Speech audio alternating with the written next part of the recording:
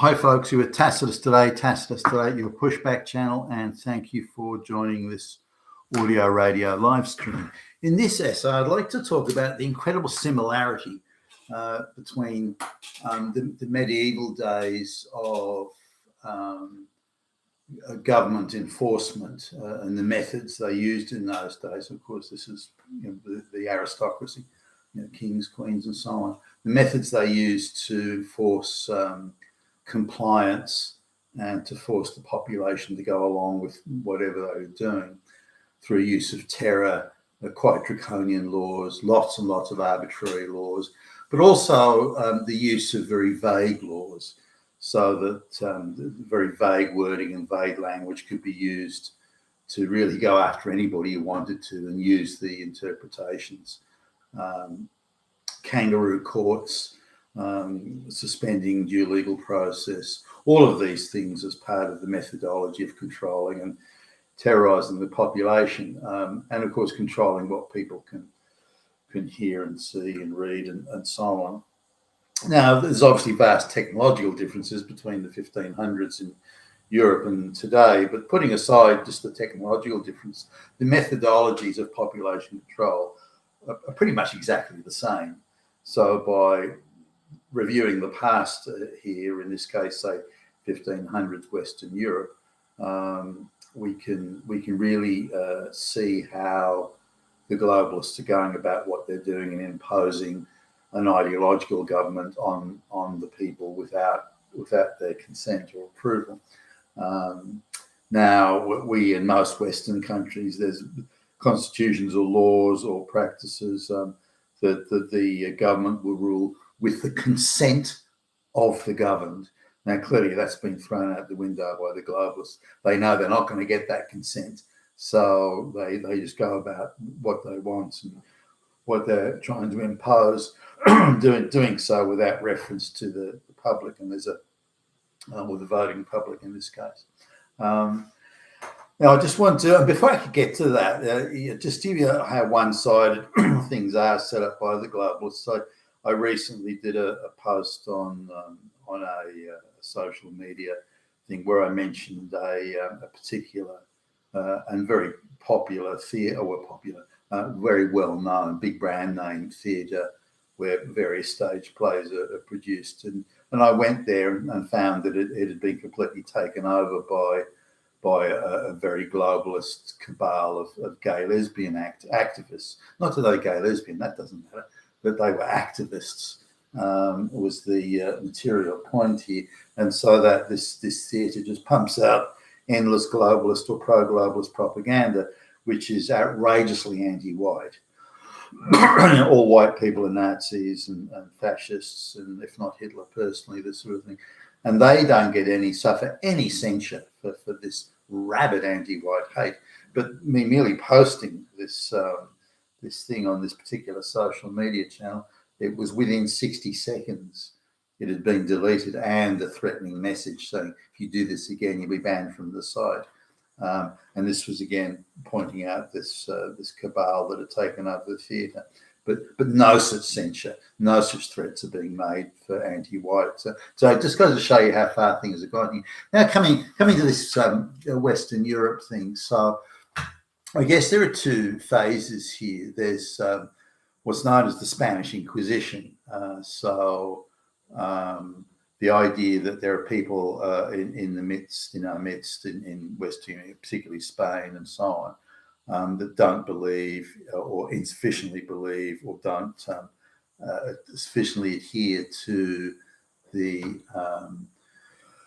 the worship of God. This is in a Catholic sense, the worship of God and the various theological interpretations of what's in the Bible. Now, these were very vague, and also the burden of proof was on the accused. So anybody could be accused of being a heretic, like anyone today can be accused of being a racist, for example, or a neo-Nazi or the far right. And so this heretic thing was wonderfully vague, and the courts were, with some notable exceptions, the courts were just completely arbitrary, and again, a reversed burden of proof. And also they had the right to torture you to extract the confession. So they could just, somebody could, or even nobody, they could just make it up. But someone could say, oh, so-and-so is a racist or a heretic. You can interchange the terms here. And that they'd come around and arrest you and then start torturing you until you go, yeah, okay, fuck, I'm a heretic. Just stop, breaking my bones. And that's it. We always knew. And you can get the same effect today, not the torture of the rack or the thumb screw or something like that, but the sorts of tortures you can get is your bank account is cancelled, you can't access a bank account, or you can't get a job, or you can't buy or rent anything, or you're effectively financially excommunicated, and any license that you have to drive or to fish or to do whatever is revoked, and the whole government establishment and the financial establishment that just excommunicates you. So that's a form of torture. It doesn't break your bones, but it breaks you in every other way. So really, it's no different. The devices of today are the same. Technological differences aside, are the same as the devices then. Now, more sort of relevant, I guess, to the situation today is I suppose I should talk about the papacy, so the Catholic Church, because Europe was a patchwork of fairly small states, none of whom had the economic or the military clout to really play on an international stage.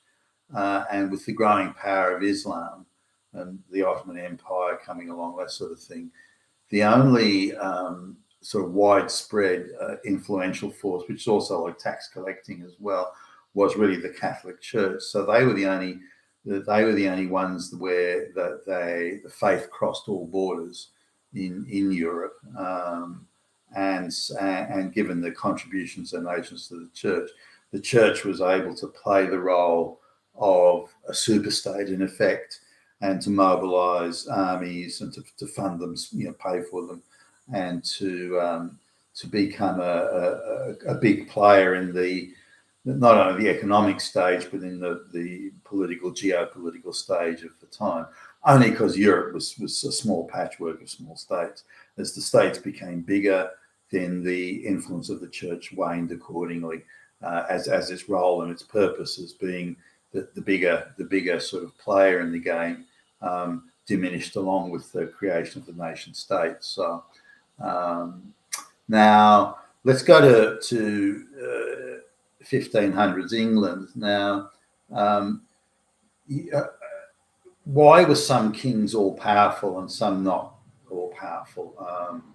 Now, in England, there'd been multiple claimants for the throne, and which had resulted in the War of the Roses. Now, some of these claims were pretty tenuous, but some maybe had more validity or power than others.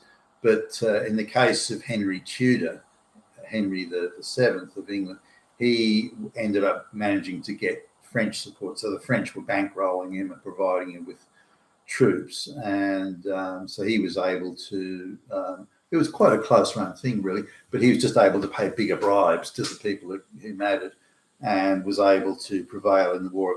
Now, the war of that war, that whole Civil War thing, had been very destructive to business and very disruptive to trade. And quite a few of the leading aristocracy members who had substantial business interests, they came close to losing their shirts, and so they ended up thinking that we don't want another civil war. Civil war is expensive, it's difficult. These lords would all have to pay for raising their own troops and equipping them and training them. It's hugely expensive, very disruptive to business. Nobody wants a civil war. Sometimes you'll get a few claims to the throne, all think they're in with a really good show, but the vagaries of war play out, and outcomes are always very uncertain. They're often very uncertain. So Henry Tudor comes in. He really keeps the throne more because he's quite a prudent money manager, but he keeps the throne more because nobody wants another civil war. There are other claimants, but no one wants to back them because it's just going to be too much of a headache. So now, in a fairly smooth transition, Henry VIII, the 6 wives of Henry VIII, comes to, I think he's just turned 18 when he becomes the king. Henry VII dies, and so Henry VIII comes in, and he's been received probably in terms of monarchs. I mean, he's received an excellent education and tuition and guidance, and in a lot of ways he represented the possibility of a very enlightened monarchy, and to some extent I suppose it was. But the musical tune Greensleeves, for example, was Henry VIII was a co-composer on that tune, which even today holds up as quite a melodious song or tune. So Henry VIII comes along, and it's arranged that he marries his dead brother's wife on the basis that they needed the alliance with Spain. The woman's a princess of the Spanish monarchy, which at the time was quite a heavyweight player in things. All the gold and silver they were getting from South America and so on, and they had quite a large military. So an alliance with Spain was kind of if you could pull it off, why not?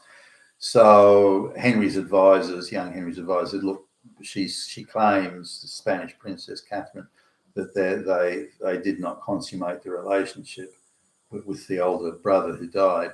So you can marry her and not transgress any religious laws or whatever. So Henry marries her, but he's under a lot of pressure by everyone concerned to avoid another civil war, or the possibility one. This means he has to produce a male heir for the throne, and if he doesn't, then that danger of civil war looms large, and all the advisors, all the aristocracy are pestering him day in, day out. Henry, you got to get a fucking heir. Okay, you just got to do it. Now, however you do it, but do it. And everyone was really concerned about the possibilities of a disputed succession if Henry died without a male heir, and that would lead inevitably, so it was viewed, to civil war. So Henry's under a lot of pressure here, and so he after a number of stillborn children or miscarriages, all this sort of stuff. There's only one child born that stayed alive, which was Mary. And so Henry decided he had to divorce the Spanish princess Catherine, and he had to marry again in this desperate need for a male heir. The papacy, that at the time was very much under the influence of Spanish troops, wouldn't give Henry I'm shortening this a little bit, but wouldn't give Henry the dispensation to divorce the Catherine, because he was using the idea, she must have had a relationship with my brother before he died, therefore the relationship, according to Deuteronomy and Leviticus and all this sort of stuff in the Bible and in the religious texts, says that I've sinned, and my punishment for sinning is that I've got no male heir. So the papacy said no. Henry and his advisors, quite reasonably, the papacy isn't acting independently; it's being controlled politically by the Spanish, and the King of Spain was also the Holy Roman Emperor. So the Pope isn't going to give a dispensation for you to marry someone else. So you're going to have to find another way of doing this. So Henry broke with the Catholic Church to some extent, not throwing out everything that was Catholic or all that stuff, certainly making a lot of changes. But really the primary change was that he could annul his own marriage and could really have his own theological courts, theological advisors determine what he wanted. So this was the issue here in England at the time. Now, everyone was a Catholic pretty much. Not that Martin Luther was around at the time. Some of the intellectuals were talking Protestantism. The heretic trials and the Inquisition had given the Catholic Church a lot of bad press, so there was that. But basically, people were used to the Catholic priests, the Catholic type, saying mass and all the body of Christ, all this sort of stuff. So they're very very much into that and didn't really want to see it changed. So Henry had to make various changes. Now, the devices they used to terrorise the population are the same as the globalists are using today. Anyone who disagrees is treasonous, but anyone who disagrees with Henry, the king becoming the head of the church, anyone that speaks against it or disagrees with it or questions it is committing treason. And you word the treason very vaguely, so pretty much as anybody you want to say did it. But the idea is you have to change people's minds and get them all on the same page. Remember, there's a lot of illiterate people. There's no TV or anything like that. So the measures that they instituted to control the population, to terrorise them and threaten them, and to say, well, this is how you must think. So there's actually documents released that said this is now the new interpretation of religious faith. This is what you must think. This is what you must say. If you don't say it, and even if we say you don't believe it ardently enough, we can throw you in prison or kill you. And a lot of this was done. Now, it was done sort of tactically and strategically. They would pick the most vociferous voices in any community, and they'd go and kill them. So, well, gee, if they're going to kill that well-known guy, I better watch out what I'm saying. Now, it's the same that you see on social media today, or January 6th in the US, or going after, we're surrounded by white supremacists, neo-Nazis, the far right. It's the same sort of thing. We're surrounded by people who are treasonous traitors everywhere. We've got to get them. And it's the same sort of panicky, alarmist sort of language that's used. It's all a fiction. They're just inventing these phantoms and then going after them for the purposes of terrorising the population. There are other things like in order to reduce the power of the clergy, Bibles were written in the English language, which ironically created an unusually literate sort of population in Britain, because reading the Bible was okay. It was encouraged, in fact, it was in the English language. So it encouraged a sort of a level of literacy that you didn't see in other societies at the time. This then translates into like an educated workforce, which in turn translates into the Enlightenment, which is particularly big in Britain, in England, and of course the later on the Industrial Revolution. So a lot of people argue the seeds of the Industrial Revolution inadvertently sowed at this time.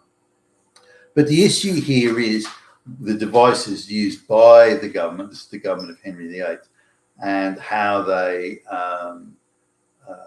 malign various sections of the Pope. If you don't believe in this, then you're far right, which allows us we can just arbitrarily arrest you.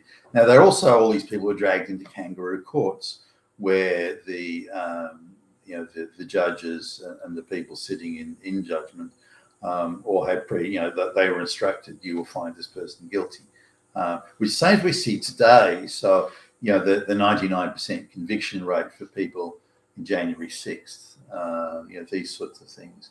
So once these sort of crimes are devised, and then the punishments devised, the kangaroo courts devised, and we're increasingly seeing this all across the Western world now, that if you are opposing or questioning globalization in any way, then it's predetermined that you're either guilty, or if you're launching the case, that you're not going to win. Whereas, if anyone's saying, we're all surrounded by white Nazis and misogynist fascists, that's quite okay and quite acceptable, because it furthers and it aids and abets the globalist project. Now, it was pretty scary reading through how the government of Henry VIII, or any government, it could be the government of the communist Russians, 1917 onwards. It doesn't matter. Those devices and methods of control are all the same. Arbitrarily accuse, invent phantom menaces, terror, has spread moral panic amongst the people. We're surrounded by Nazis and white supremacists.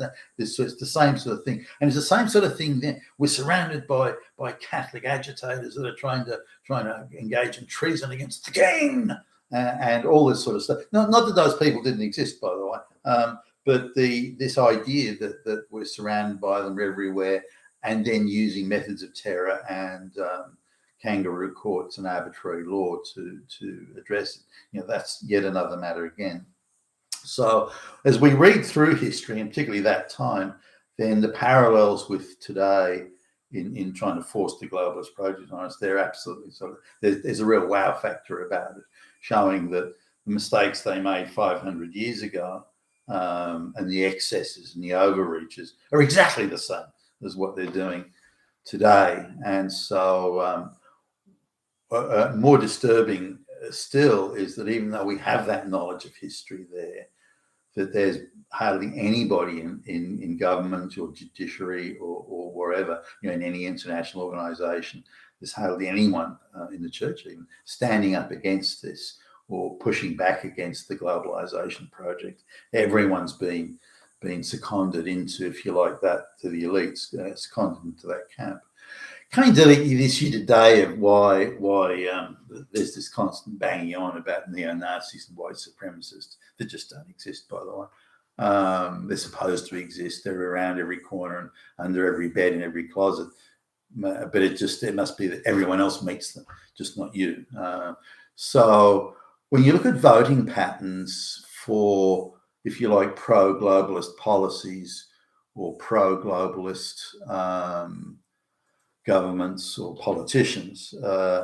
Now, if you look at straight white men, less than a quarter, in fact, somewhere around a fifth, actually vote for, if you like, the globalization. The majority of them are college kids. So it may be that only 1 in 10 straight white men, less than that even, 1 in 12 straight white men actually vote for the globalization project. Now, these numbers would be or are well known by the pro-globalist machinery, the World Economic Forum and the United Nations, all these places that relentlessly and viciously push globalization. There's so few straight white men vote for it, and that number hasn't really changed over the last, say, 15 years. Whereas about 50% of straight white women vote for globalization. But when it comes to brown and black people, 90% of them vote for globalization. So clearly bringing black and brown people into the West will change the as in the critical mass of those that are that want globalization.